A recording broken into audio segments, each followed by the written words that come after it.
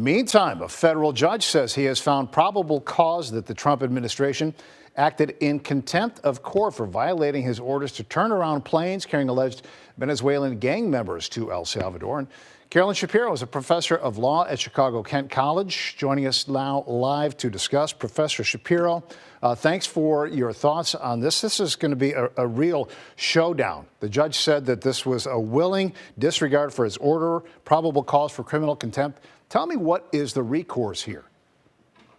Well, what the judge said is that the Trump administration, that there's probable cause to conclude that the Trump administration willfully violated his order when they sent these Venezuelans to El Salvador, took them off the planes after they landed in El Salvador, and turned them over to Salvadoran custody.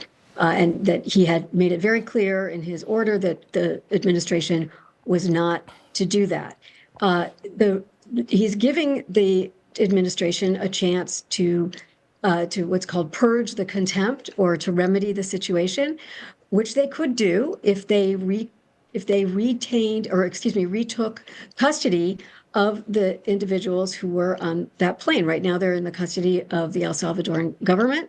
But at our behest, at the behest of the United States. And so presumably the United States could retake custody of them. And I think the judge would consider that to have purged the contempt. He says if they're not willing to do that, then they need to tell him who in the administration made the decision to proceed with turning them over to Salvadoran custody after his TRO, his temporary restraining order, was issued. And then he will proceed from there. So President Trump and the administration digging their heels in, where do you think that this contempt will ultimately go after the judge put out this avenue?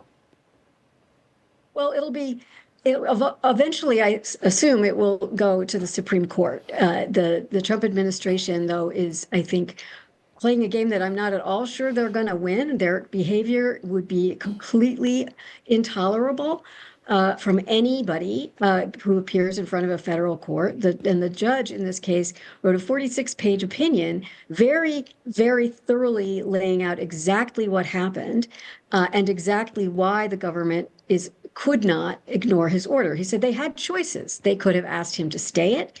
They could have appealed it and asked for it to be stayed on appeal. They didn't do those things. They simply disobeyed it. And as he pointed out, they seem to disobey it somewhat gleefully.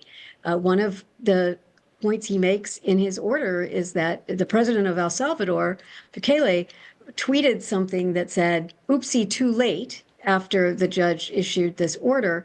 And then Marco Rubio, Secretary of State, actually retweeted that. The judge was clearly not amused.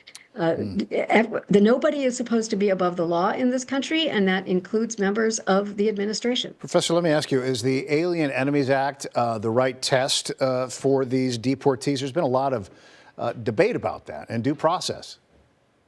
Well, the deportees have not had due process. We'll start there. And the Supreme Court says they are entitled to due process. They were entitled to due process before being turned over to El Salvador. The Alien Enemies Act, in my opinion, is not does not actually give the president the authority to do what he did here, which is to say that these individuals are people who are members of the Trindalagua gang, are part of an invading army.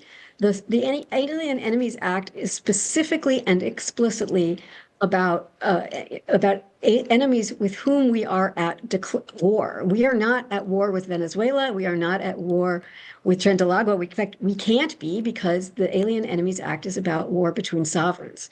So it is not within the president's power to issue the order he issued in the first place. And moreover, these individuals have had no opportunity to show, even if the president could do that, they've had no opportunity to show that they, in fact, are not gang members. And the reporting indicates that many of them, if not most of them, are not. And the vast majority of them have no criminal convictions either. Well, a lot more to say about this, but we're going to have to leave it there. Professor Carolyn Shapiro at the Chicago-Kent College of Law, thank you for being with us. Really appreciate it. Thank you for having me. Okay.